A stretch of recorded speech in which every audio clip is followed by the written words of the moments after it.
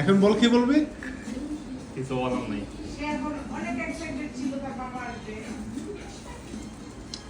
আল্লাহ কত কিছু আনছে রে মামা। এত কিছু কি করে খাবি? খাবো? আরে বুঝো না বাইরের খাবার খেতে হয় না। খেতে না তাহলে মামা একা খাও। ওকে? আরে তোমার দাঁত পড়ে যাবে আমি বুঝে গেছি। তাহলে মামা একা খাও।